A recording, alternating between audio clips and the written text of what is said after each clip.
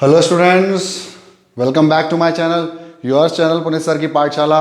और आज मैं आपके लिए लेके आ गया हूँ class 12 electrostatics class chapter number 1 electric charges and field का पार्ट नंबर 8, और जिसमें आज आप लोग सीखेंगे परमिटिविटी एंड रिलेटिव परमिटिविटी। आज आपको परमिटिविटी में जितने भी क्वेश्चंस आते हैं, जितने भी डाउट्स आते हैं, वो सारे क्लियर हो जाएंगे। उससे पहले 7 पार्ट्स आ चुके हैं सीरीज के, वो ज़रूर देख के आना, डिस्क्रिप्शन में मिल जाएंगे। तो चलिए लेक्चर को स्टार्ट करते हैं।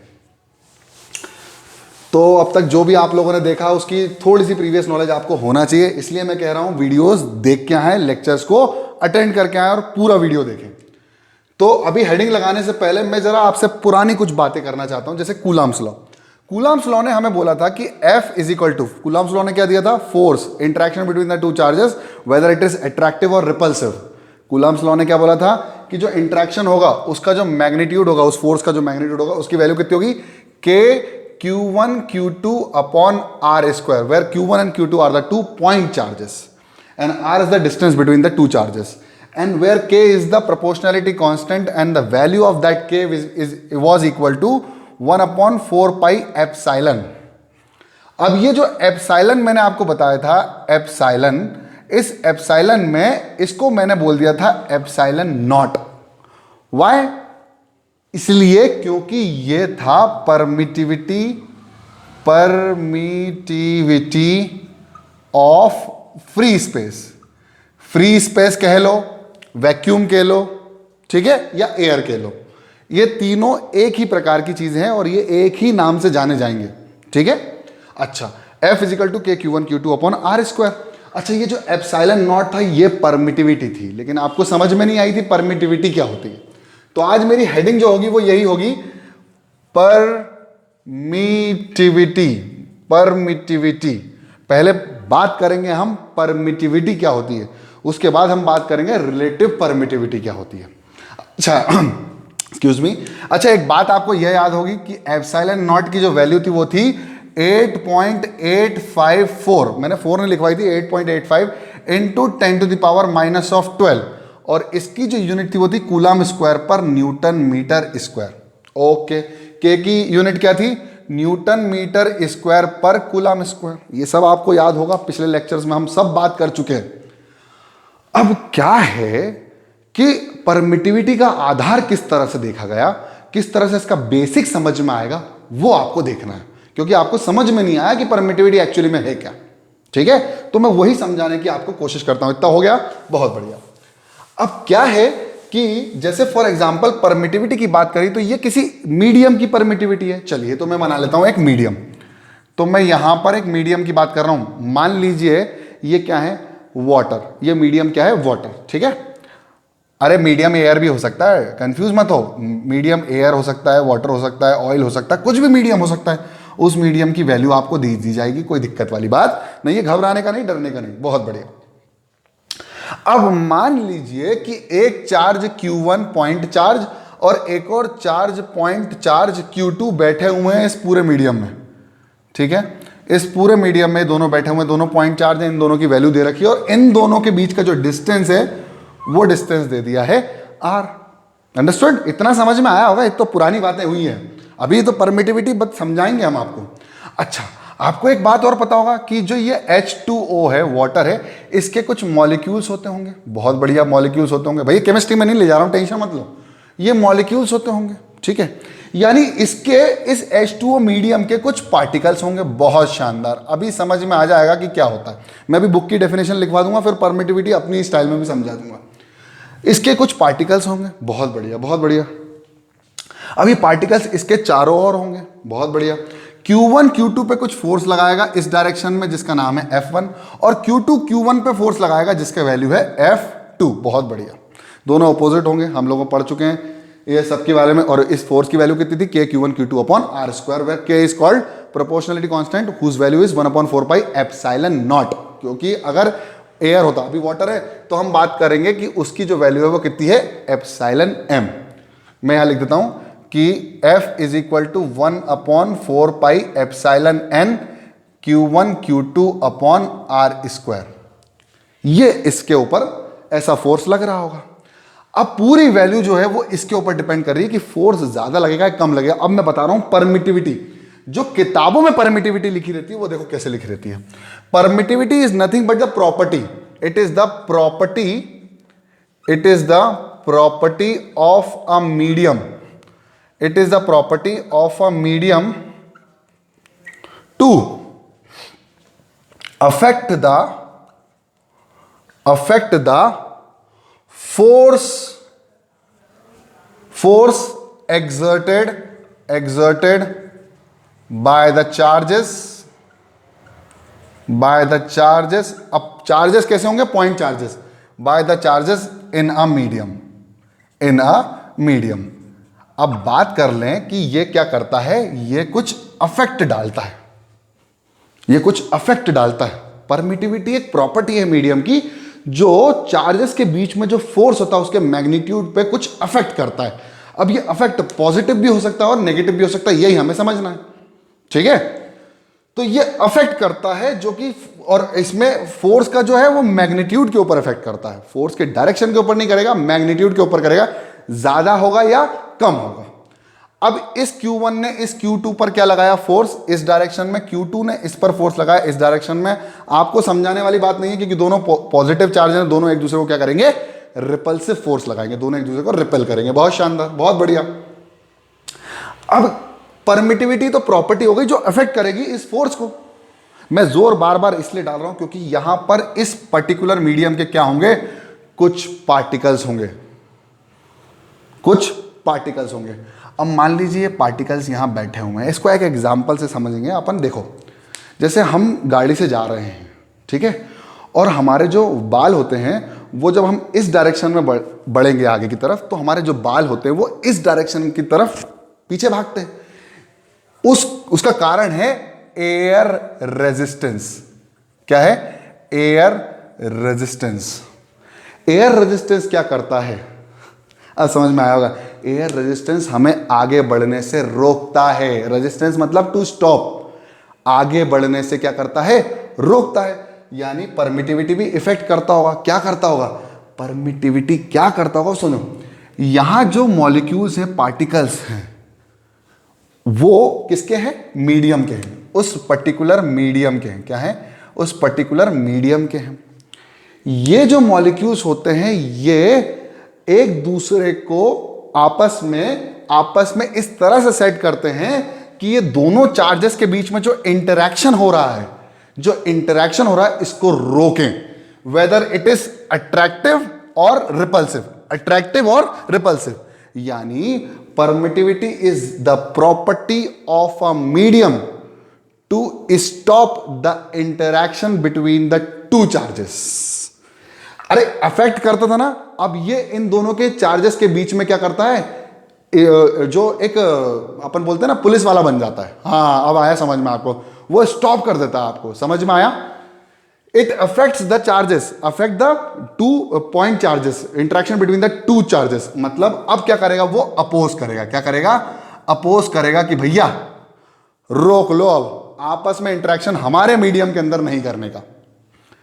अब कुछ बच्चे बोलेंगे सर इसका नाम परमिटिविटी क्यों रख दिया इसका नाम परमिटिविटी क्यों है, तो परमिटिविटी इसलिए रखा, परमिटिविटी ऑफ द मीडियम इसलिए रखा।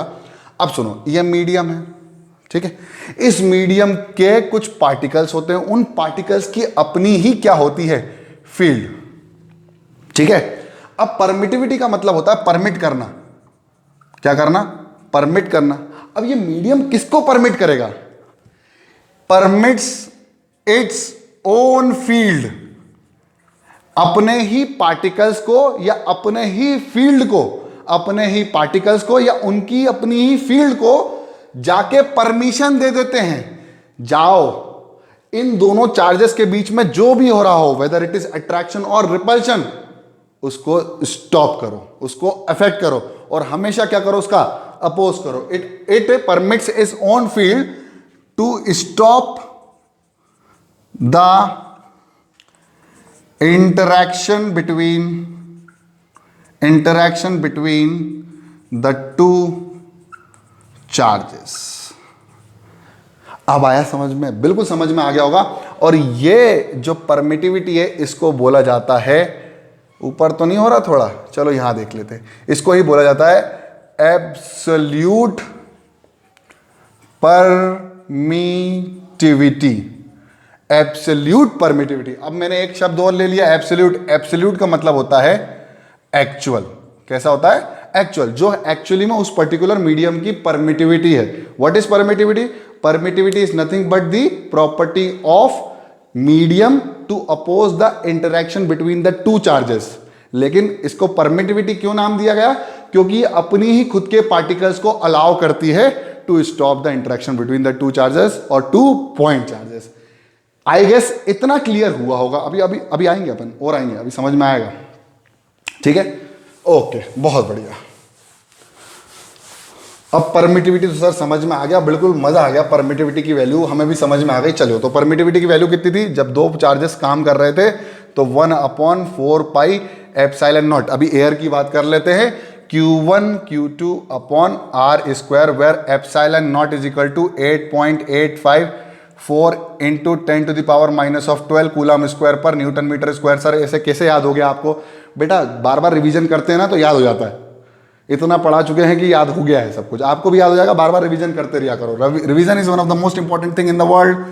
आप सीख तो जाते हो, but the problem is you didn't revise in your career, educational career. ठीक है, तो F is equal to 1/4 pi epsilon not Q1 Q2 upon R square, where R is the distance between the two. अब ये epsilon, ये क्या था? Permittivity. कौन सी? Absolute permittivity. Permittivity of free space. और कैसी? Actual permittivity of free space. अब एक्चुअली आप देखोगे कि जब आप है ना कभी मूव करते हो एयर के अंदर और कभी मूव करते हो वाटर के अंदर, तो दोनों में जो वाटर का रेजिस्टेंस होता है वो ज्यादा होता है। इसका मतलब ये हुआ कि जो एप्सिलॉन नॉट है ये परमिटिविटी की सबसे कम वैल्यू है। यानी epsilon naught is minimum for any medium. मतलब सबसे कम होगी, उससे ज्यादा किसी भी मीडियम की हो। किसी भी मीडियम के लेके आ जाओ, वो एयर से कंपैरिजन, एयर के कंपैरिजन, वैक्यूम के कंपैरिजन ज्यादा होगी। ये स्मॉलेस्ट होगी और उससे ऊपर जितने भी मीडियम होंगे उनकी परमिटिविटी होगी। ठीक है, अब ये एक वैल्यू हमें याद हो गई। हम दूसरे मीडियम की वैल्यू याद रखने के लिए क्या करते हैं? अब आया रिलेशन। क्या आया? अब यार क्या होता है, वाटर की भी डिफरेंट होती है, ठीक है, और ऑयल की डिफरेंट होती है, तो उनको याद करना थोड़ा सा मुश्किल होता है। तो उनको याद रखने के लिए हमने रिलेशन निकाल लिया। किससे? उस पर्टिकुलर मीडियम की परमिटिविटी का रिलेशन निकाल लिया हमने absolute permittivity of free space से, और उसी को नाम दे दिया रिलेटिव परमिटिविटी। क्या बोला गया? Relative permittivity. देखो अब आएगा हमारा असली टॉपिक जो था रिलेटिव परमिटिविटी। ठीक है, देखो रिलेटिव परमिटिविटी। देखो अब समझ में आएगी सीन क्या हो रहा है। Relative permittivity is defined as the ratio. अच्छा हाँ, एक चीज इसको डिनोट करते हैं एप्सिलॉन आर से या के से। अब कंफ्यूज हो गए बच्चे, कुछ किताबों ने के से कर दिया, कुछ किताबों ने एप्सिलॉन आर से कर दिया। मुझे एप्सिलॉन आर अच्छा लगता है, के इसलिए अच्छा नहीं लगता क्योंकि वो फोर्स का जो के था ना उसमें और इसमें कंफ्यूज हो जाता हूं मैं। तो इसको बिल्कुल कंफ्यूज मत होना, ठीक है। इसको एप्सिलॉन आर ही लेके चलेंगे हम, शुरू से लेकर आखिरी तक एप्सिलॉन आर चलेंगे, ठीक है। तो the relative permittivity of a particular medium,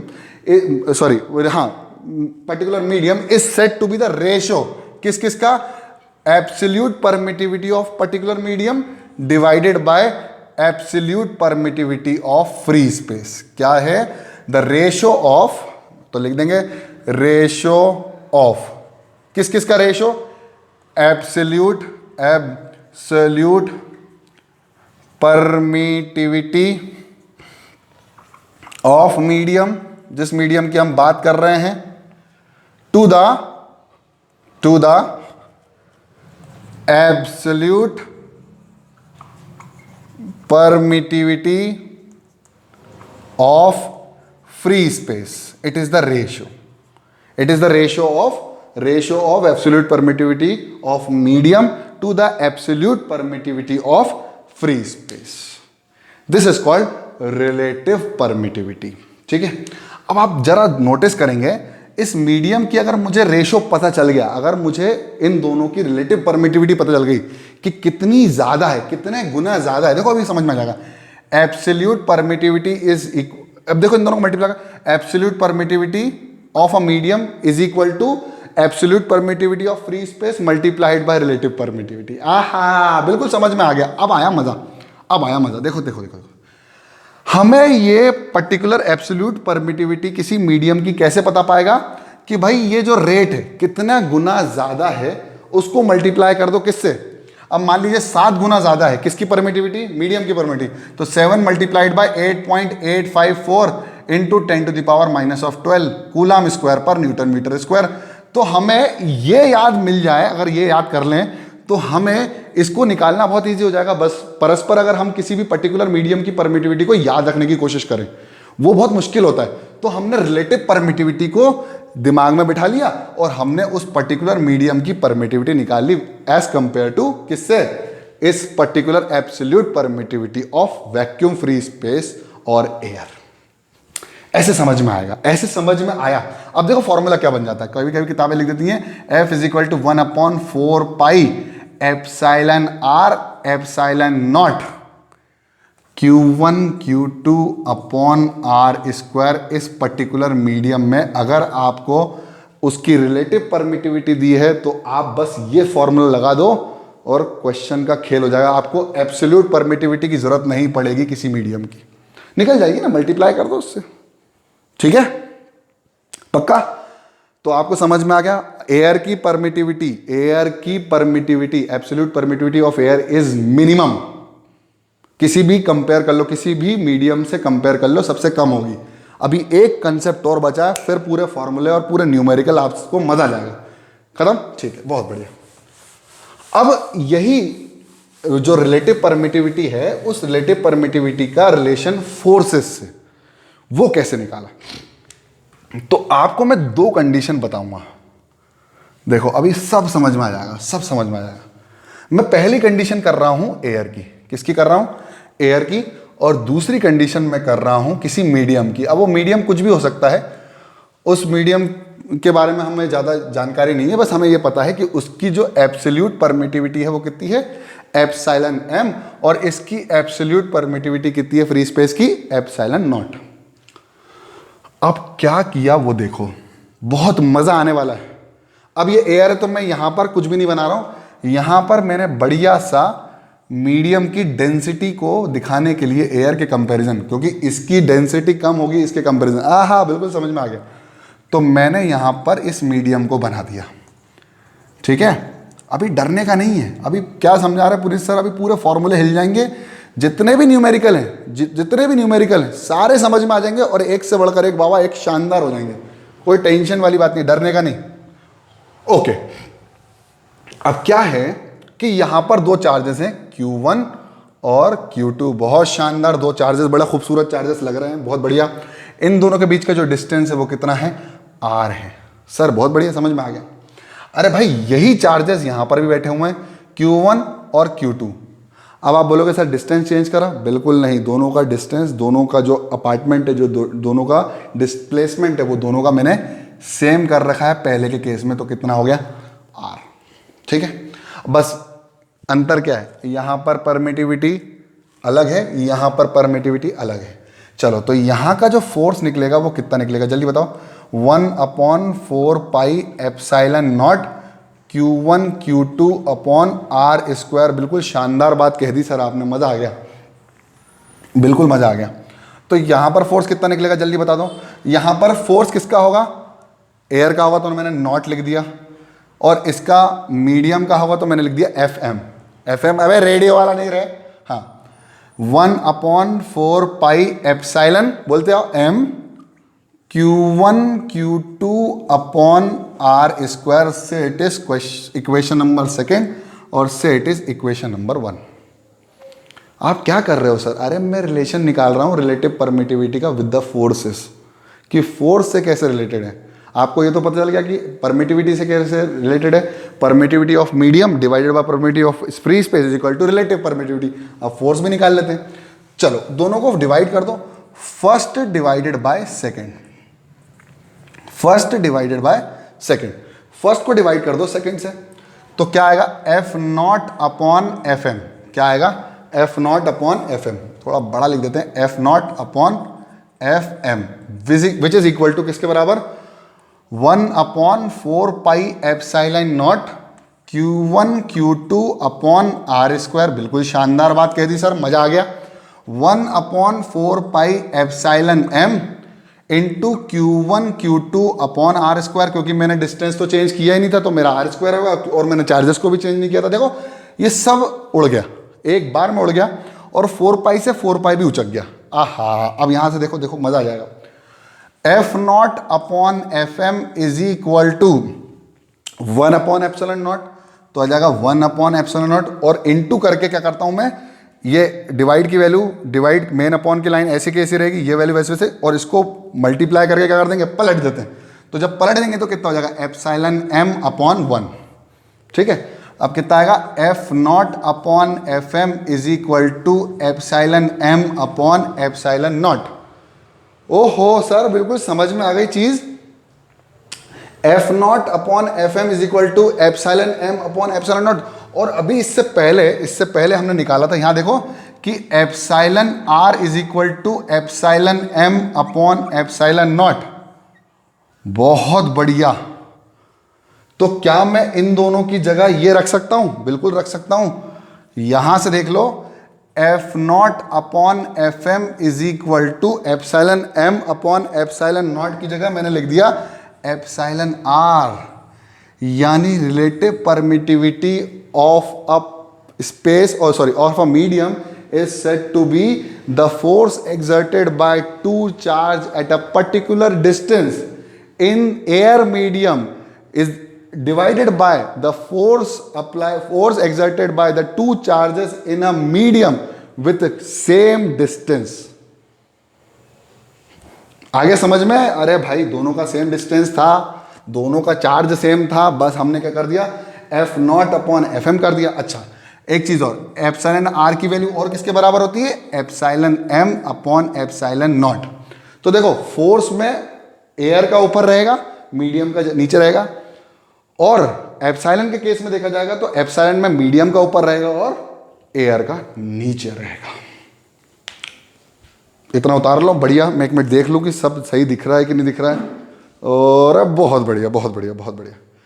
तो आई होप आपको लेक्चर समझ में आया होगा, लेक्चर पसंद आया होगा। और पसंद आए तो लाइक करो, और नए हो तो सब्सक्राइब करो। बिल्कुल कर दो यार सब्सक्राइब, बिल्कुल बटन दबा दो लाल वाला, ठीक है। और इससे और अच्छे अच्छे कंटेंट में लेके आने वाला। अगला लेक्चर मेरे ख्याल से मैं क्वेश्चंस पर लेके आऊँगा, जो ये इनके जितने भी क्वेश्चंस हमारे रह गए हैं पॉइंट चार्ज से रिलेटेड, वो सारे क्वेश्चंस आपको मिल जाएंगे। और फिर उसके बाद हम कंटिन्यूटी में पढ़ेंगे। कंटिन्यूटी में क्या, अरे चार्ज डिस्ट्रीब्यूशन करेंगे, ठीक है। तो पसंद आए तो लाइक कर दो, नए हो तो सब्सक्राइब कर दो, और पढ़ते रहो, बढ़ते रहो। जय हिंद।